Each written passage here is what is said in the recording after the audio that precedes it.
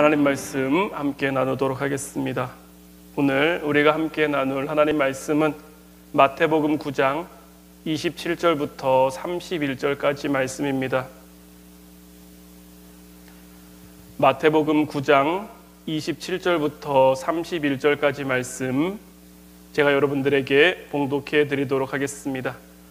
예수께서 거기에서 떠나가실새 두 맹인이 따라오며 소리질러 이르되 다윗의 자손이여 우리를 불쌍히 여기소서 하더니 예수께서 집에 들어가심에 맹인들이 그에게 나아오거늘 예수께서 이르시되 내가 능히 이 일 할 줄을 믿느냐 대답하되 주여 그러하오이다 하니 이에 예수께서 그들의 눈을 만지시며 이르시되 너희 믿음대로 되라 하시니 그 눈들이 밝아진지라. 예수께서 엄히 경고하시되 삼가 아무에게도 알리지 말라 하셨으나 그들이 나가서 예수의 소문을 그 온 땅에 퍼뜨리니라. 아멘. 할렐루야. 오늘도 하나님의 역사하심이 사랑하는 우리 화운교회 성도들과 함께하기를 주님의 이름으로 축원해 드립니다. 우리가 지난 시간에는 기도와 믿음에 대한 말씀을 함께 나누었습니다. 오늘 이 시간에는 믿음에 대한 부분을 조금 더 깊이 있게 다뤄보기를 원하는데요. 히브리서 11장에서 믿음을 이렇게 소개합니다. 믿음은 바라는 것들의 실상이요 보지 못하는 것들의 증거다. 믿음이다라는 것은, 믿음이라고 하는 것은 이미 이루어져 있는 것을 내가 믿는 것이 아니라 아직 이루어지지 않았어요. 아직 완성되지 않았어요. 아직 성취되지 않았지만 그것이 그렇게 될 걸로 믿는 것이 믿음이다라는 거죠. 그래서 선진들은 이로써 증거를 얻었다라는 것이고 그들이 걸어간 그 길이 또한 우리에게 하나의 증거요 간증이 되고 있는 것이죠. 여러분들 혹시 그림자 놀이 해본 적 있으십니까? 손가락이나 도구를 이용해서 동물을 표현하기도 하고 여러 가지 사물을 표현하기도 하고 그림자로서 이런 것들을 만드는 건데 그림자라는 것은 무엇입니까? 실체를 따라 생겨나는 거예요. 빛이 어떻게 비추느냐에 따라서 그 빛에 따라 그림자가 생겨나게 마련인 거죠. 우리 믿는 믿음의 사람들에게도 마찬가지입니다. 믿음을 따라 우리의 삶 가운데 역사가 나타나는 것. 하나님의 말씀이 우리의 삶을 어떻게 비추느냐에 따라서 우리의 삶의 실체가 다른 모습으로 나타날 수 있다라는 거죠.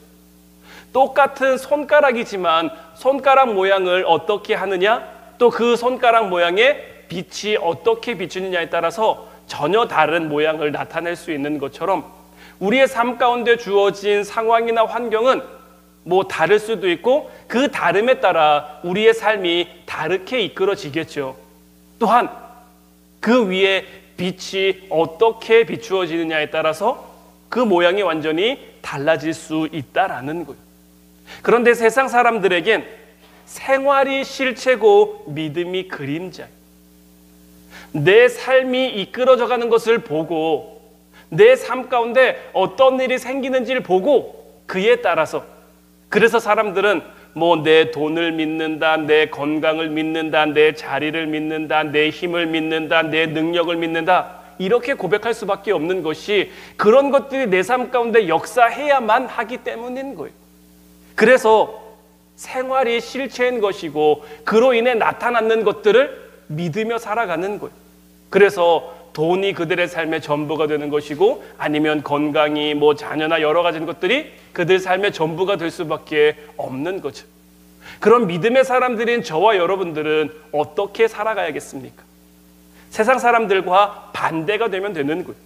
그들에겐 생활이 실체고 믿음이 그림자였다면 우리 믿는 사람들에게는 믿음이 실체고 생활이 그림자여야 하는 거예요. 하나님의 말씀을 내가 믿어요. 그럼 그 믿음에 따라 우리의 삶이 달라질 수 있는 것.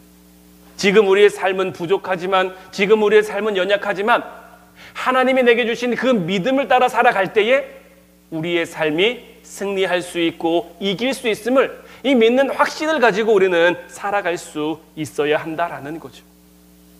제가 지난 시간들을 통해서 여러분들에게 말씀드렸습니다마는 우리가 가지고 있는 문제는 다 상대적이에요. 제가 가지고 있는 문제가 다르고 또 우리 사모님이 가지고 있는 문제가 다르고 여러분들이 가지고 있는 문제가 다 달라요. 그리고 그 문제에 따라서 어떤 사람에게는 쉬워 보이는 문제가 어려운 문제일 수도 있고 또 반대로 어떤 사람에게 어려워 보이는 문제가 그리 어렵지 않은 문제일 수도 있어요. 똑같은 문제지만 이 문제가 누구에게 가느냐에 따라서 전혀 다른 결과가 나올 수 있다라는 거죠. 우리는 언제 어디서 어떻게 어떤 문제를 만나게 될지 아무도 모릅니다. 하지만 우리 그리스도인들에게 답은 오직 하나인 거예요. 믿음이 답인 거예요. 어떤 상황이든지 어떤 문제를 만나든지 우리가 어떤 믿음을 가지고 있느냐에 따라서 그 문제에 대해서 이길 수도 있고 해결할 수도 있고 승리할 수도 있다라는 거죠. 그럼 우리의 삶 가운데 믿음이 이렇게 절대적인 이유일 수 있는 이유는 무엇일까요? 믿음이 왜 이토록 우리의 삶에 절대적일까요? 첫 번째는 믿음의 대상이 절대적이기 때문이에요. 오늘 본문 28절 말씀을 다시 보면 예수께서 집에 들어가심에 맹인들이 그에게 나아오거늘 예수께서 이르시되 내가 능히 이 일 할 줄을 믿느냐 대답하되 주여 그러하오이다 하니 예수님은 그들의 뜻을 묻지 않으셨어요. 주님을 향한 믿음이 있는지를 물으셨어요. 내가 이 일 행할 줄을 믿느냐? 그들은 믿는다고 대답했어요. 이 믿음이라는 게 어떻게 생각하면 굉장히 쉬워요. 정말 세상 쉬운 것이 믿음이고 또 어떻게 생각하면 세상 어려운 것이 믿음이. 사실 믿음이라는 것은 그냥 믿으면 되는 거예요. 그냥 믿으면 되는데 이 그냥 믿는다는 것이 결코 쉽지가 않은 거죠. 그렇기 때문에 주님께서는 어린아이들과 같이 되지 않으면 결탄코 하나님 나라에 들어갈 수 없다고 말씀하신 것도 있는 거예요. 우리는 이 세상을 알아가면서 이 세상을 살아가면서 자꾸 잽니다. 주님이 하실 수 있을까? 주님이 될까? 하나님의 능력이 될까 안 될까? 뭐 겉으로 드러나게는 아니라고 할지라도 우리 안으로 자꾸 염려하고 의심하고 불안해하고 이러한 것들이 있다라는 거죠. 믿음은 세상과 사람에 따라서 달라지는 것이 아니에요. 문제의 크고 작음에 따라서 달라지는 것이 아니에요. 언제나 우리 주님은 절대적인 분이라는 것을 믿을 수 있는 그 믿음이 저와 여러분들 가운데 있기를 주님의 이름으로 축원해 드립니다. 오늘 말씀 가운데 나온 사람들은 맹인이었습니다. 앞을 보지 못하는 사람들. 만약에 상황이 좀 바뀌어서 걷지 못하는 사람들이 예수님 앞에 나왔어요. 그들이 예수님 앞에 나와서 그들의 믿음을 보였다면 그들의 못 걷는 것이 고침을 받았겠습니까? 못 받았겠습니까? 오늘 예수님 앞에 나온 사람들이 문둥병에 걸린 사람들이. 당시의 문둥병은 굉장히 끔찍한 병이잖아요. 고칠 수 없는 병이잖아요. 하나님 앞에 저주받은 병이잖아요. 그럼에도 그들이 주님 앞에 나왔어요. 그리고 그들의 믿음을 보였어요. 그럼 그들은 그 문제를 해결받았을까요? 못 받았을까요? 그들이 어떤 모습을 가지고 주님 앞에 나왔느냐가 중요한 게 아니에요. 그들이 믿음을 가지고 나왔느냐 나오지 않았느냐가 중요한 거예요. 우리 믿음의 대상은 언제나 절대적이기 때문에 내가 가지고 있는 문제의 크기, 어려움의 어떤 깊이 이런 것은 아무것도 아닌 거예요. 다만 이제 우리에게 중요한 것은 뭐예요? 내가 만나러 가는 우리가 기대하고 소망하는 그분이 절대적인 능력자 예수 그리스도이심을 믿기만 하면 되는 거예요.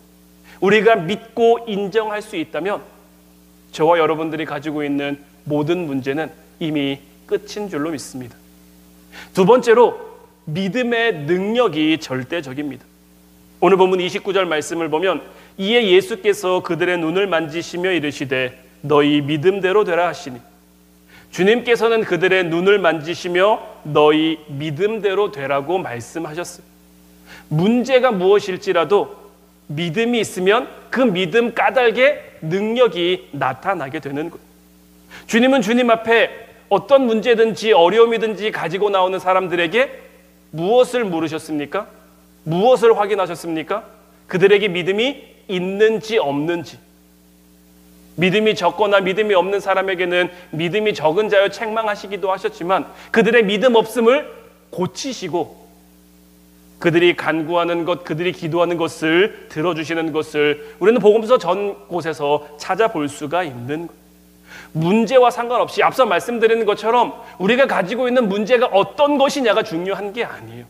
이 문제 가운데 주님의 절대적인 능력이 나타날 수 있는가, 이것을 우리가 믿을 수 있느냐 믿을 수 없느냐의 차이인 것. 마가복음 11장 24절 말씀을 보면 그러므로 내가 너희에게 말하노니 무엇이든지 기도하고 구하는 것은 받은 줄로 믿으라. 그리하면 너희에게 그대로 되리라. 우리가 무엇을 기도하더라도 우리가 받을 것을 정말 확실히 믿고 나아가면 응답이 이루어진다라는 것. 계속 말씀드리지만 문제가 중요한 게 아니에요. 어려움이 중요한 게 아니에요. 믿음을 가지고 나가면 응답이 이루어진다라는 거죠. 오늘 이 시간 저와 여러분들도 우리가 가지고 있는 문제 이런 거 신경 쓰지 말고 정말 나에게 믿음이 있는가? 절대적인 주님을 나는 신뢰하고 있는가? 절대적인 주님의 능력을 나는 의지하고 있는가? 이 부분에 초점을 맞추고 우리가 오늘 말씀을 함께 나누어야 할 줄로 믿습니다. 우리 주님께서는 항상 믿음대로 될 것을 선포하셨어요. 왜냐하면 믿음의 능력이 절대적이기 때문인 것. 마지막 세 번째는 믿음의 근거가 절대적이에요. 오늘 본문 28절 말씀 다시 보면 예수께서 집에 들어가심에 맹인들이 그에게 나아오거늘 예수께서 이르시되 내가 능히 이 일 할 줄을 믿느냐 대답하되 주여 그러하오이다 하니. 주님께서는 앞에서 말씀드린 것처럼 그들에게 믿음을 요청하셨어요. 그리고 이를 통해 그들의 믿음을 일깨워 간 거예요. 맹인들이 예수님 앞에 나올 때 어떤 마음을 가지고 나왔을까요? 맹인들이 예수님 앞에 어떤 마음을 가지고 섰을까요? 정말 100% 고침받을 수 있다, 이 확신만 가지고 나왔을까요? 그 안에 조금의 불안감, 조금의 염려, 조금의 근심 이런 것들은 없었을까요? 그들도 주님 앞에 나올 땐 뭐 저와 여러분들처럼 어떤 근심, 어떤 염려, 어떤 불안감 이런 것을 가지고 나왔을 거예요. 하지만 주님께서는 그런 것들을 해결하시고 그들의 믿음을 일깨워 주신 것. 내가 너희들에게 능히 이 일 할 줄을 믿느냐. 이를 통해서 그들의 믿음을 일깨워 주시고 그 믿음으로 그들 가운데 하나님의 역사가 나타나게 하신 거죠. 로마서 10장 17절 말씀처럼 그러므로 믿음은 들음에서 나며 들음은 그리스도의 말씀으로 말미암았느니라. 주님의 말씀이 우리에게 임하면 그 말씀이 정말 그냥 한 귀로 듣고 한 귀로 흘려나가는 것이 아니라 그냥 내가 앉아서 들었어, 나는 들었지 이렇게 끝나버리는 것이 아니라 정말 그 말씀이 내 마음에 콱 박혀서 정말 내 말씀이 돼서 그 말씀의 씨가 내 마음밭 가운데 내려가지고 자라고 그 자람이 결실하게 되면 그 믿음의 열매들이, 그 믿음의 역사들이, 믿음의 증거들이 우리의 삶을 통해 나타나게 된다라는 거예요. 우리보다 앞서간 신앙의 선조들이 바로 이와 같은 믿음의 근거들을, 믿음의 증거들을 우리에게 수도 없이 많이 남겨준 거예요. 저와 여러분들은 이와 같은 하나님의 말씀을, 이와 같은 믿음의 근거를 담고 있는, 믿음의 증거를 담고 있는 하나님의 말씀을 얼마나 신뢰하고 있는가라는 거죠. 믿음이라는 것은 주님께서 우리에게 주시는 것이기. 믿음은 내가 먼저 갖는 게 아닙니다. 내가 주님 앞에 나왔다고 내가 믿음을 가지고 먼저 주님 앞에 나온 게 아니에요. 주님이 먼저 나를 찾아주셨고 주님이 먼저 나를 불러주셨기에 주님이 우리에게 믿음 주셨기에. 세상적인 기준으로 보면 예수님 믿는다? 좀 쉽지 않은 거예요. 바보 같은 모습처럼 보이는 것도 굉장히 많아요. 세상적인 기준으로 볼 때는.